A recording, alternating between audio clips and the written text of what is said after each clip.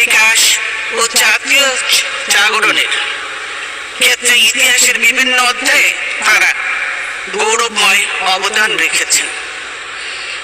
আমরা কাউকে খাটো করে দেখতে চাই না, সকলকে তার প্রাপ্য সম্মান দিতে চাই।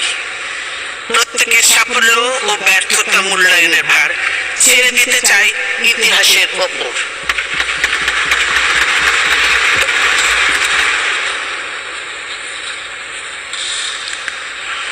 আমি বাংলাদেশের গণতন্ত্রপ্রিয় জনগণের তরফ থেকে বিশেষ করে গভীর শ্রদ্ধা জানাচ্ছি স্বাধীনতার মহান ঘোষক, আধুনিক বাংলাদেশের উপকার শহীদ প্রেসিডেন্ট জিয়াউর রহমানের প্রতি।